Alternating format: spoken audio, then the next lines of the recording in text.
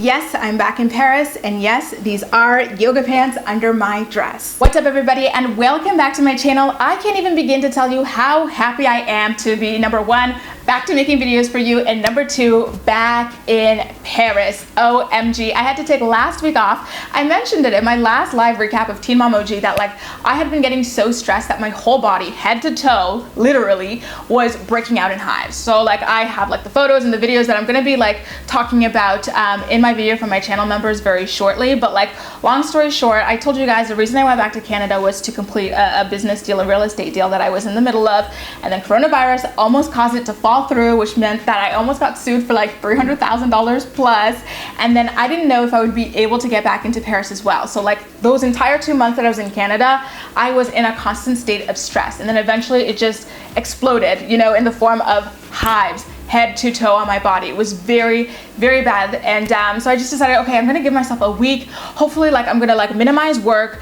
not do YouTube at all, social media at all, and see if that helps my skin clear up. And thankfully it has been helping. By the way, I actually even got turned away from leaving Canada on Wednesday. I was originally supposed to depart then, but like it was a mess at the airport, like gates or whatever. And it's a super long story. So all of that about like how hard it was to get back into Paris, what it was like flying back, and the stress hives that I was dealing with is going to be in my channel members section very, very soon. The link to join that is in the description box down below. Anyway, it's time for a recap of what went down on this week's episode, or last week's I should say, episode of Teen Mom OG. It was a pretty dull one. I'm just gonna tell you that right off the bat. It was not an interesting episode at all, with the exception of Mackenzie, of course. So Dimitri, Amber's latest flavor of the day, lands in Indiana, and she's concerned about this invisible paparazzi capturing a photo of her and this new guy, literally like a couple weeks after she just finished her second court case for domestic violence. So instead of being like,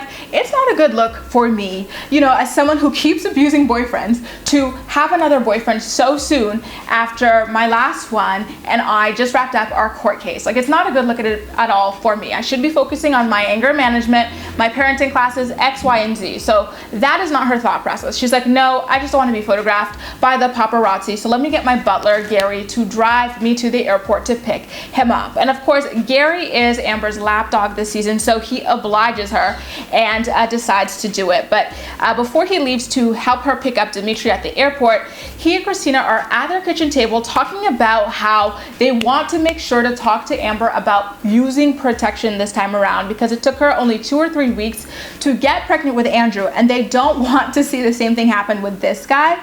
So Christina's like, why don't you give her some of your Gary time condoms? Meanwhile, in Mackenzie McKee's world, it's been a couple of weeks since her mother passed away. Her former community was able to put together a nice tribute for her, and Mackenzie's family as well was all there. It was beautiful to see. And then afterwards, the next day, she goes to the spa with a friend to talk about how hard life has been for her ever since she lost her mother. And it was so sad to see. Mac has really been going through a lot this season, so like my heart is just so attached to her in every scene that she appears in.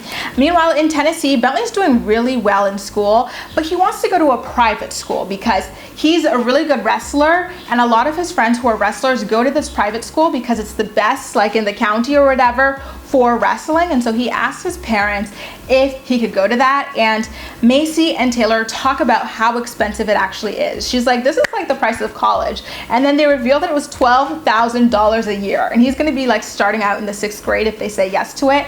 And I had to like gag a little bit, because when I went to uni, it only cost like $6,000, maybe $7,000 per year. And here this child is for 6th grade about to pay double that, you know, and it's probably like 2.3 that, like when you keep in mind like the Canadian dollar is nothing compared to the US dollar, like 12K for you guys. It's probably like what, 18, 19, maybe 20K for us in Canada. Like, I had to die. Maci would raise a really good point. She's like, okay, like it's already enough money, like a lot of money for this one kid, and it's only 6th grade. He's still got to go to the 12th grade, and then he's got 2 other siblings after him. Is this a financial decision that we want to make right now?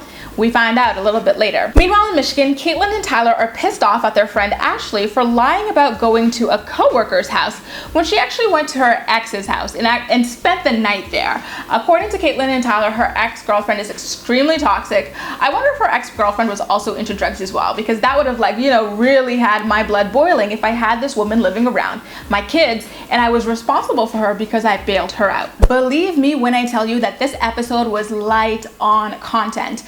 Cory's girlfriend Taylor actually got her very first solo scene. So in Portland, she was visiting her family and her friends and stuff because she's by herself now that Cory's away doing the challenge, and she's at a condo with her friends, and she talks about how she's not able to fully enjoy her pregnancy because Cory is away and she's not able to communicate with him whatsoever for up to a couple of months. Back down south, Mackenzie McKee talks to her husband Josh about her depression and suicidal thoughts as well, and instead of comforting his wife who just lost her mother, who's also still grieving the fact that he cheated on her, Josh just picks up and goes in the car that Mackenzie owns and leaves her alone to cry and grieve by herself.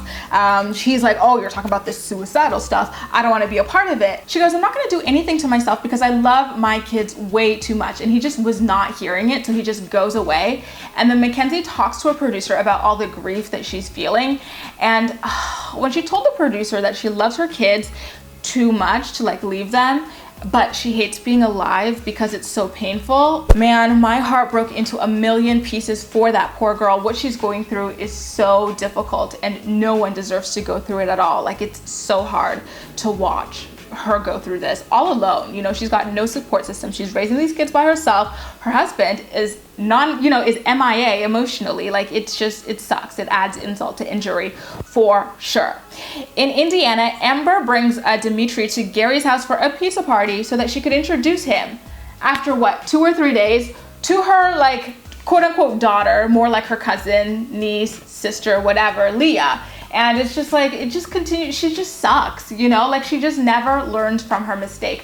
Why the heck are you introducing this new random boyfriend of literally 3 days to your daughter? And the fact that Gary not only allowed her to do it, but facilitated the meeting by hosting it at his own house, double like, oh my God, at how disappointing he has been this entire season.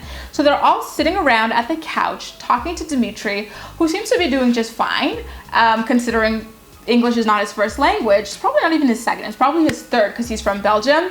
And so Amber asked her daughter Leah, is there something that you want to say to Dimitri or want to ask him? And she goes, in what language? I was like, oh my God. Oh my God. This one of like, those things are so mortifying for language learners where people just act like they're like mute or like dumb or something. Like, oh my God, like he can hold a conversation, especially, you know, with her at her age. Just ask him anything and he'll probably be able to get it, you know, even if it is in broken English.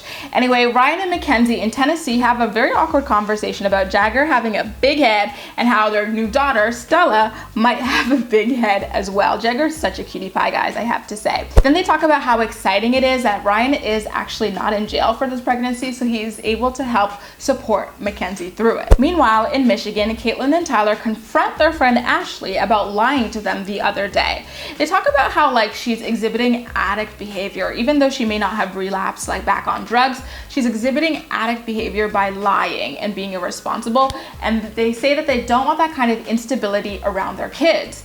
Flash forward to the actual scene. That was a voiceover. Then in the actual scene, they swear, they drop like, what, 5 S-bombs in the span of 3 seconds in front of their daughter. I just had to laugh at the juxtaposition. I know that the producers were like cackling to themselves as well as they edited this scene. I feel like I'm gonna set myself up for a dragging here because Ashley really does a good job of presenting herself as very sympathetic, but I find her to be extremely manipulative. You know, they talked to her, they confronted her very nicely, like, Ashley, you lied to us the other day and we didn't really appreciate it. And so she like starts crying, the cry voice, but there's no tears. So it's just, I'm sorry, you guys. I don't know why I did that. And she just goes on and on. I'm like, girl, you're a grown ass woman. You knew what you were doing. Just say, you know what?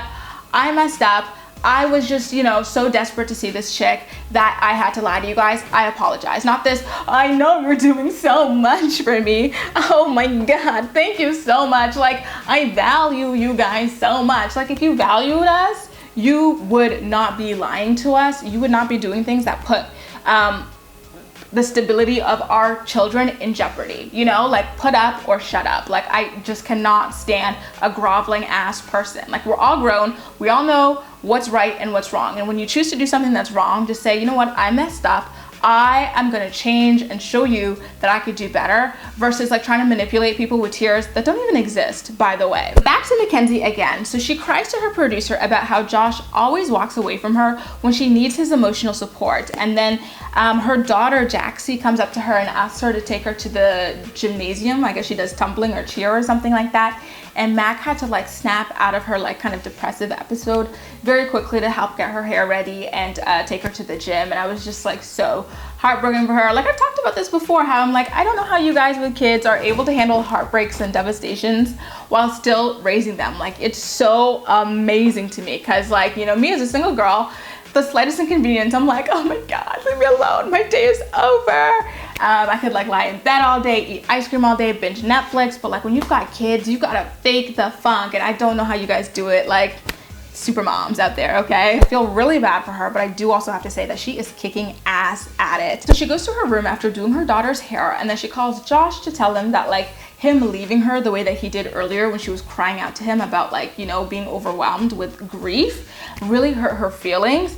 And he basically tells her that he doesn't want to hear about it. And I was just like, girl, like, why are you with this guy? He is trash. Like, he doesn't bring a single thing to the table at all, you know, in this marriage and in that family that you guys have together. And like, I wish she would cut her losses on him, because he just drags her down, and she doesn't deserve the emotional torment or turmoil that he puts her through whatsoever. Back in Tennessee again, we find out that Bentley passed the preliminary exam that he had to accomplish to be considered for the private school. So Maci and Taylor tell him the good news, but they also remind him that, listen, this school is extremely expensive. If you do get in, you're going to have to really pay attention to your academics and keep your grades up. And we also don't want you to take it for granted whatsoever. I thought they had a very clear and very fair conversation with him about the gravity of the decision that they were about to make for him. The episode finishes off with Josh returning home and Mackenzie assuring him that she's not going to be committing suicide because she loves her kids too much. I remember reading a quote about people who are suicidal, but that it's that their loved ones that keep them here. That just makes me so sad to hear that from Mackenzie. Like, I really do hope that she's able to get help for the way that she's feeling. But anyway, he refuses to even look at her when she's having this conversation with him, and it's just so hard to watch him like invalidate her feelings and like not reassure her like at all. Like, she's just dying to have someone recognize her feelings as being valid, and it seems like she's never had that at all in life. Because if you recall, she was talking to her mom about how she wanted to leave this marriage because Josh cheated on her, and her mom completely invalidated her feelings by saying, we don't believe in the D word, what could you have done better, like all these different things. Like, and like her dying wish was for Mackenzie to stay with Josh as well. So to see him not even try to make an effort to emotionally connect and support his wife is really devastating, quite honestly. He actually completely walks away from her to go back to the bedroom, and she follows him into the bedroom and tells him, listen, I need you to be more emotionally vulnerable with me. Like, what is going on here? I just want to feel like you care and you hear the way I feel and that like you're there for me. I just don't understand why I keep running to you and you keep rejecting me emotionally. And then Josh is like, it's so hard to like open up. Dude, her mom died. Like, what do you mean it's hard to open up? What? I just cannot stand him. I think Mackenzie deserves a million times better than this guy. She absolutely should be with someone who actually has emotional depth and maturity, because this guy is not the one. Anyway, you guys, that was a recap of what went down on last week's episode of Teen Mom OG. But as usual, I'm more excited to hear what you have to say about everything. So please make sure to leave all of your thoughts and opinions in the comment section down below. And as usual, we'll chat. That's all for now. Thank you so much for watching, and I'll see you next time.